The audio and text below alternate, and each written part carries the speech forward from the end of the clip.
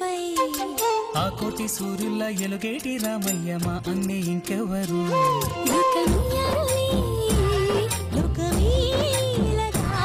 మళ్ళీ చూడాలని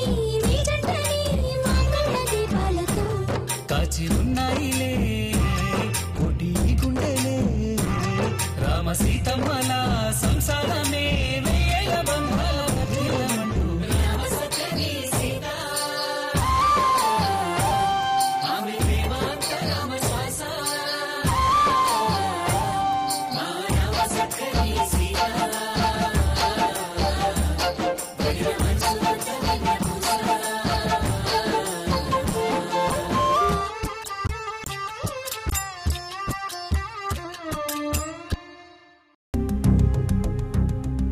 ఇన్ని రోజులు నీ మెళ్ళో తాళలేక మేం తప్పుగా అనుకున్నామమ్మాయి.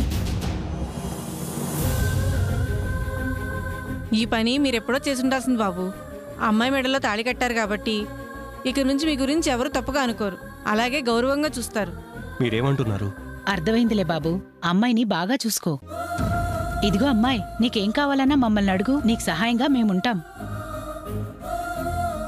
మర్చిపోకు. వెళ్ళొస్తావమ్మా.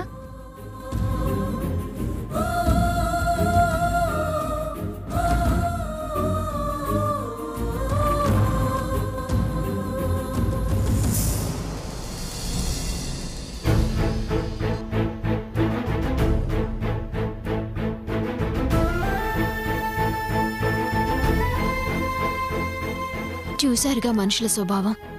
నా మెళ్ళో తాలి కనపడగానే ఎంత అభిమానం ఒలకబోస్తున్నారో. నువ్వు ఇలా చేస్తావని అస్సలు ఊహించలేదు మంజు. నేనెంత సర్ది చెప్పుకున్నా అస్సలు జీర్ణించుకోలేకపోతున్నాను. అయినా ఎందుకు ఇంత తొందరపడ్డావు? మరేం చేయమంటారో? ఎన్నాళ్ళు ఇలా మాటలు పడుతూ అవమానాలు భరిస్తూ బతకమంటారు? కొన్ని సంబంధాలు అయిన వాళ్ళ బంధాలతో కలవాలి అంటే కొంచెం సమయం పడుతుంది. అప్పటిదాకా అవమానాలు బాధలు భరించక తప్పదు. ఇదంతా ఎందుకండి? నన్ను తీసుకెళ్లి మీ ఇంట్లో పరిచయం చేయండి. ప్రతిసారి నేను అడగడం, మీరు సమయం పడుతుందని చెప్పడం, ఈ జనాలతో పడలేక నేను ఇలా చేశాను. నువ్వు ఈ నలుగురు గురించి ఆలోచిస్తున్నావు, కానీ రేపెదురయ్యే సమస్యల గురించి ఆలోచించలేకపోతున్నావు. రేపిదే నలుగురు నిన్నెన్నెన్నో మాట్లాంటారు. డిస్కషన్ వద్దండి. మీరు తీసుకెళ్లి ఇంట్లో నేనేంటో చెప్తారా, లేకపోతే నాకు నేనుగా వెళ్ళి చెప్పుకోమంటారా? ఆవేశపడితే అనర్థాలు జరుగుతాయి తప్ప పరిష్కారం దొరకదు. ఇలాంటి వాటికి సహనం అవసరం. నేను చెప్పేంతవరకు నీ ఇంటికి రాకూడదు. ఆ సహనమే నాకు నశించింది. ఒక పని చేయండి, నా చావేదో నేను చేస్తాను. మీరు అసలు నా ఛాయలకు కూడా రాకండి. అర్థం లేకుండా మాట్లాడదు. నీ పాటికి నిన్ను వదిలేసేవాణ్ణి అయితే ఇదంతా ఎందుకు? ఎప్పుడేం చేయాలో నాకు బాగా తెలుసు. నేను చెప్పేంతవరకు ఇంటి వైపు కూడా రానని నాకు మాట ఇవ్వు.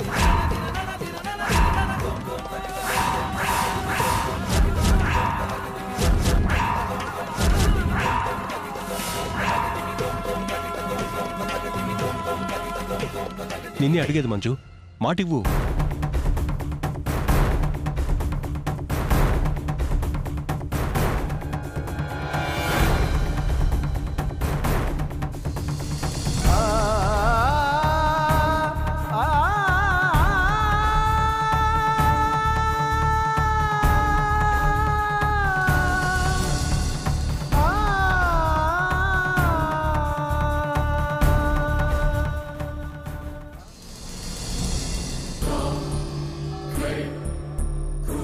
దాక్షాయిని, ఇక చాలా ఆపు.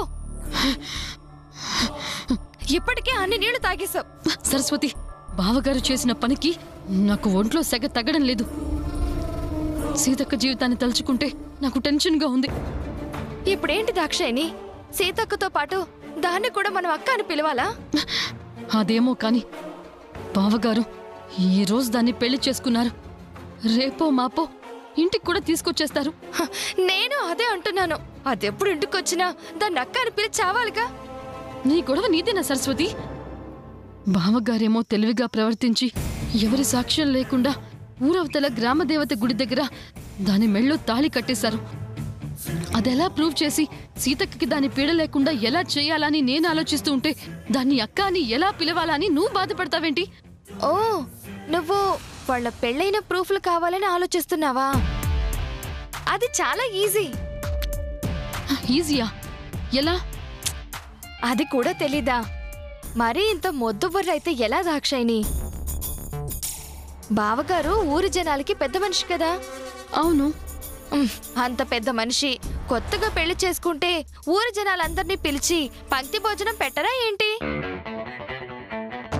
అప్పుడు బావగారిని లట్టుకొని పట్టేసుకోవచ్చు. నువ్వెక్కడ దొరికేవి నాకు? పెళ్ళే ఊరు బయట చేసుకున్నాడు, ఊరు జనాన్ని పిలిచి భోజనం పెడతాడా? అయితే భోజనం కూడా పెట్టరంటావా దాక్షాయిని? నువ్వు కొంచెం నోరు మూసుకుంటావా? ఎలాగైనా సీతక్క జీవితం నిలబెట్టాలి. ఏం చేయాలి? మన జీవితాలు నిలబెట్టిన సీతక్క కోసం మనం ఏమైనా చెయ్యాలి దాక్షాయిని. ఇలా ఆలోచిస్తూ ప్రూఫ్స్ కోసం కూర్చుంటే ఇంకా ప్రాబ్లం అవుతుంది. ముందు మనం ఈ నిజాన్ని మన వాళ్ళతో చెప్దాం. ఆ తర్వాత ఏం చెయ్యాలో వాళ్ళతో కలిసి ఆలోచిద్దాం. సరే వెళ్దాం పద.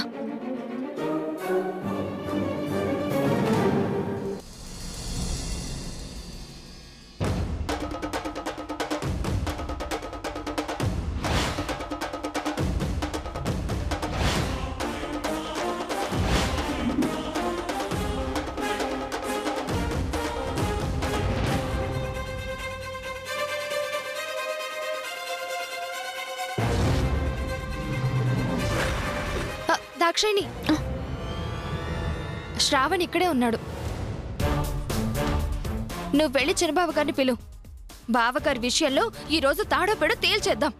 నీ ఆవేశం చూస్తుంటే ఈరోజు అవసరమైతే శ్రవణ్ణి కొట్టైనా సరే బావగారు చేసిన తప్పుని ఒప్పించేలా ఉన్నావు. తేడా వస్తే సైలెంట్ గా ఉంటే సరస్వతిని కాదు, నాలోని అపర కాళికా దేవిని చూస్తారు. నేనెళ్ళి మా ఆయన్ని తీసుకుని వస్తాను.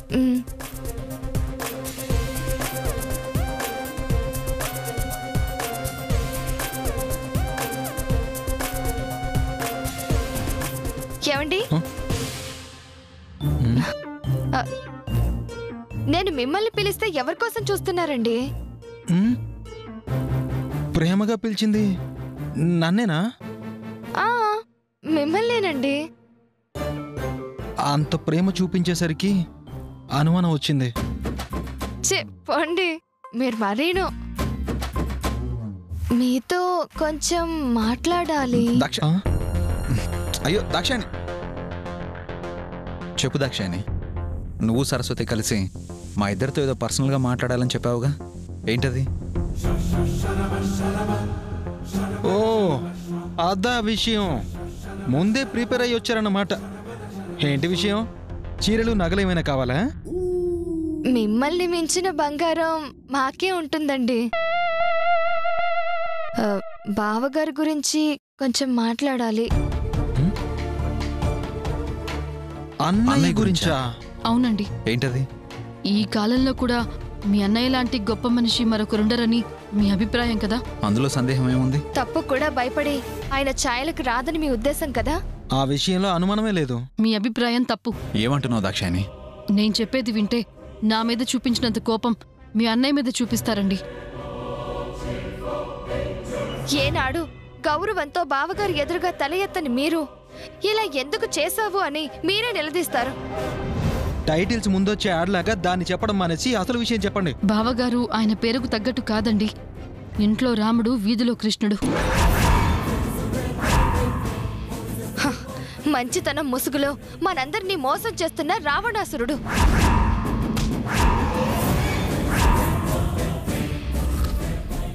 అన్నయ్య గురించి ఇంకొక మాట తప్పుగా మాట్లాడితే నేనేం చేస్తానో నాకే తెలీదు. మా మీద సీరియస్ అవ్వడం కాదు శ్రవణ్. మీ అన్నయ్య నిజ స్వరూపం తెలిస్తే మీరే షాక్ అవుతారు. ఏంటా నిజ స్వరూపం? సీతక్కతో ఈ మధ్య బావగారు సరిగ్గా ఉండడం లేదు, ప్రేమగా కూడా మాట్లాడడం లేదు. అందుకు కారణం ఏంటో తెలుసా? బిజినెస్ పనుంది టౌన్కి వెళ్తున్నా, ముఖ్యమైన పనుంది బయటకు వెళ్తున్నా అని బావగారు వెళ్లేది ఎక్కడికో తెలుసా? మరొక అమ్మాయి దగ్గరికి. సీతక్క జీవితానికి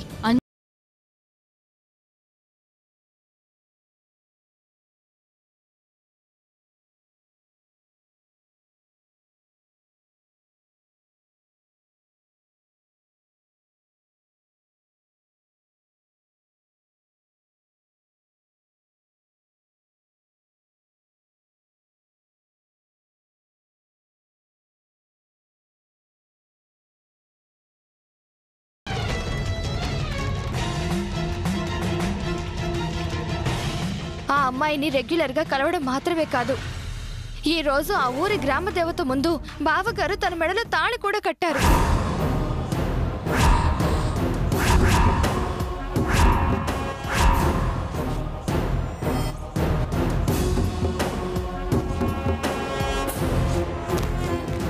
నేను చెప్పానా మీరిద్దరూ చెప్పేది వింటే షాక్ అవుతారని? ఇప్పటికైనా అర్థమైందా బావగారు ఎలాంటివారో? ప్రూఫ్ ఉందా? మా కళ్ళే ప్రూఫ్ అండి. మేం చూసిందే ఆధారం. అలా కాదు, ప్రూఫ్ ఉందా? అంటే ఏంటండి, మీరు భార్య మాటలు నమ్మరా? ఇవన్నీ కాదు, ప్రూఫ్ ఉందా? ప్రూఫ్ అంటే ఫోటోలు వీడియోలు ఏమీ లేవండి. మేం చూసామని చెప్తున్నాం కదా. అదంతా కాదు, ప్రూఫ్ ఉందా? ముందు మీరు మా మాటలు నమ్మండి, తర్వాత మీకు కావలసిన ప్రూఫ్స్ అన్ని మేము చూపిస్తాం. అలాగా? అయితే మీరు చెప్పేది నిజం అంటారు? 100% నిజమండి.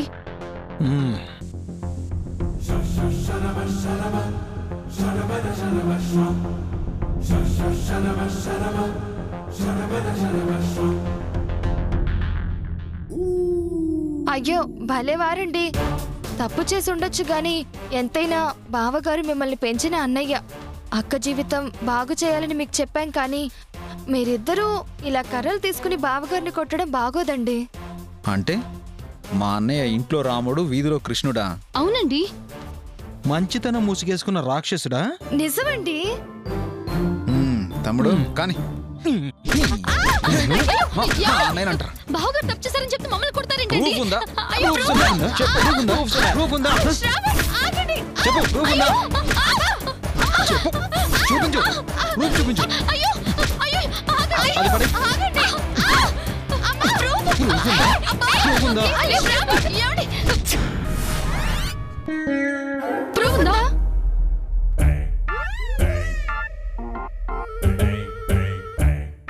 మన భర్తలు ప్రూఫ్ లేనట్టు తెలిసి మన తాట తీసినట్టు కలొచ్చింది కదూ. అవునక్క, ఒళ్ళు హోనమయ్యేటట్టు కొట్టారు. అలా జరగకూడదు అంటే మనం పక్కా ప్రూఫ్ తోనే బావగారు ఆ అమ్మాయిని పెళ్లి చేసుకున్నట్టు నిరూపించాలి. అవును. పద.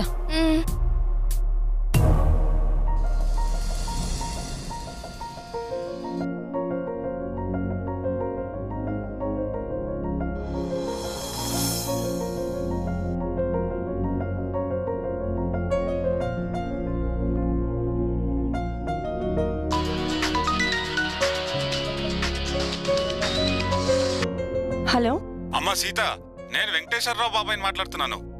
బాగున్నావమ్మా? బాగున్నాను బాబాయ్ గారు, మీరెలా ఉన్నారు? నేను బాగున్నానమ్మా. రామరాజు ఇంట్లో ఉన్నాడమ్మా? లేరు బాబాయ్ గారు, ఆయన బయటికెళ్లారు.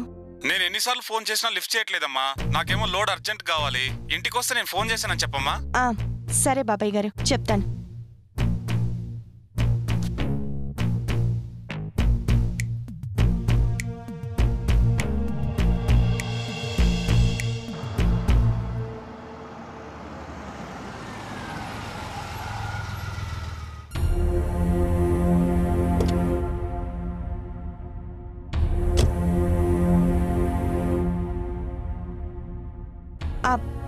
ఏమండి, వెంకటేశ్వరరావు బాబాయ్ గారు ఫోన్ చేశారు. అర్జెంటుగా లోడ్ కావాలంట, వెంటనే ఫోన్ చేయమన్నారు. సైలెంట్గా ఉన్నారేంటండి? బాబాయ్ ఫోన్ చేయమన్నారు, లోడ్ కావాలంట. ఏంటి లోడు? ఆయన చెప్పగానే నేను ఫోన్ చేయాలా? అడగగానే లోడు పంపించాలా? అయినా బిజినెస్ వ్యవహారాల గురించి ఇంటికి ఫోన్ చేయటం ఏంటి? నువ్వు కూడా అందులో జోక్యం చేసుకుని నాకు చెప్పడం ఏంటి? నాకు సంబంధం లేదు, ఆయనకే ఫోన్ చేసుకోండి అని చెప్పలేకపోయావా? బిజినెస్ గురించి కూడా నువ్వు కల్పించుకోవాలా? ఇప్పుడు నేనేమన్నానని అంత సీరియస్ అవుతున్నారు? బాబాయ్ ఫోన్ చేశారని చెప్పాను అంతేగా. అయినా ఎందుకంత చిరాగ్గా ఉన్నారు? అసలు మీరు ఎక్కడికి వెళ్ళొస్తున్నారు? అక్కడేమన్నా అయ్యిందా? అదడుగు. నేను ఎక్కడికి వెళ్ళొస్తున్నానో అడగటానికి వెంకటేశ్వరరావు బాబాయ్ లోడు ఫోన్ అని ఈ డొంక తిరుగుడు ఎందుకు? నేనేం మాట్లాడినా మీకు తప్పుగా అనిపిస్తుంది ఎందుకండి? మీరెందుకో డిస్టర్బ్డ్గా ఉన్నారని ఎక్కడికి వెళ్ళొస్తున్నారని అడిగాను, అందులో తప్పే ఉంది. నేను ఎక్కడికి వెళ్ళొస్తున్నానో నీకు వివరాలు కావాలి అంతే కదా? నేను టౌన్కి వెళ్ళొస్తున్నాను, వెంకటేశ్వరరావు బాబాయ్కి లోడ్ కూడా పంపించాను. చాలా, ఇంకేమైనా కావాలా? బావగారు, అదేంటి మీరు టౌన్కి వెళ్తే మీ కార్ ఎందుకు పక్కూరు శివాలయం దగ్గరుంది? అదే బావగారు, మిమ్మల్ని అక్కడ చూసాం, పలకరిద్దాం అనుకున్నాం. కానీ మీరేదో పనిలో ఉన్నారనుకొని పలకరించకుండా వచ్చేసాం. అంటే ఏంటి మీ ఉద్దేశం? నేను అబద్ధం ఆడుతున్నానా? శివాలయానికి వచ్చి మీ అక్కకి టౌన్ అని అబద్ధం చెప్తున్నానా? అయ్యో, వాళ్ళు అలా అనలేదండి. మిమ్మల్ని చూశారు కాబట్టి మామూలుగా అడిగారు అంతే. ఏంటి వాళ్ళకి నీ సపోర్టా? ఈ మధ్య మన ఇంట్లో ప్రతి ఒక్కరికి నన్ను పాయింట్అవుట్ చేయటం అలవాటైపోయింది. ఇప్పుడేంటి, ఆ గుడికి నేను ఎందుకు వచ్చానో చెప్పాలి, అంతేనా? రేపు గుడిలో గౌరీ పూజ ఉంది. ఆ పూజకి స్వామివారికి అమ్మవారికి పట్టు వస్త్రాలు తీసుకొస్తానని పంతులు గారికి చెప్పడానికి వెళ్ళాను. చాలా? ఇంకేమైనా కావాలా? బొత్తిగా నేనంటే మర్యాద లేకుండా పోతోంది. బావగారు, మీ మీద మాకు మర్యాద లేకపోవడం ఏంటి? చాలా ఉంది. మర్యాద ఒక్కటే కాదు బావగారు, గౌరవం, భయం అన్నీ ఉన్నాయి. ఇంకా చాలు.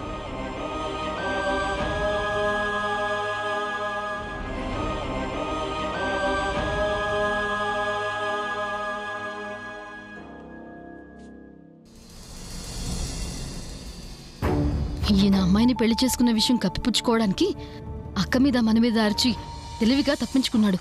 అవునవును, బావగారు కనిపించేంత అమాయకులేం కాదు. అయినా ఆయన వదులుతామా మనం? ఎలాగైనా అమ్మాయిని పట్టుకొని పెళ్లి జరిగినట్టు నిరూపిస్తాం. ప్రూఫ్ ఉందా? నిన్నేరా అడిగేది, ప్రూఫ్ ఉందా?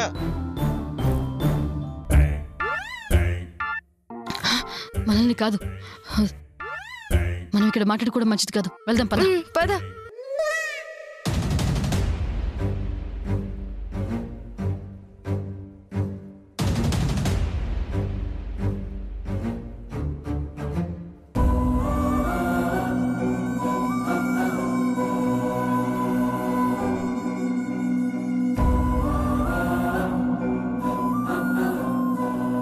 అయినా బిజినెస్ వ్యవహారాల గురించి ఇంటికి ఫోన్ చేయటం ఏంటి?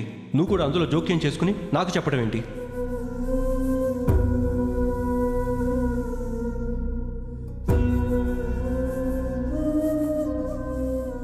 నేనేం మాట్లాడినా మీకు తప్పుగా అనిపిస్తుంది ఎందుకండి? నేనెందుకు సీత మీద ఇంత ఓవర్గా రియాక్ట్ అవుతున్నాను?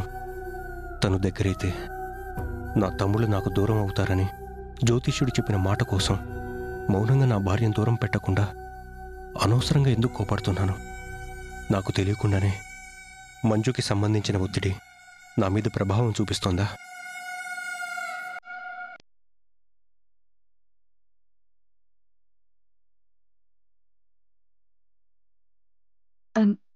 యాండి మజ్జిగ.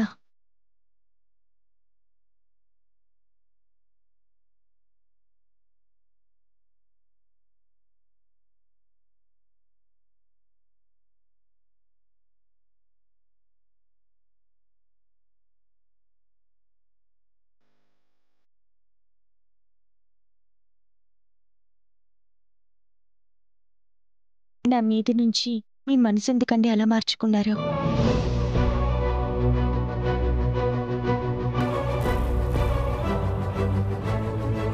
నిజంగా మీలో చాలా మార్పు వచ్చిందండి.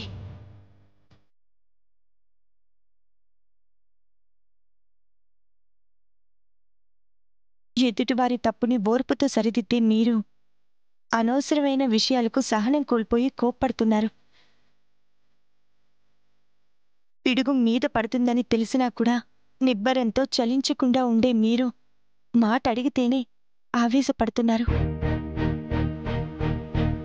ఎందుకో తెలీదు కానీ నా మీద ఇష్టం తగ్గింది, ప్రేమ తగ్గింది.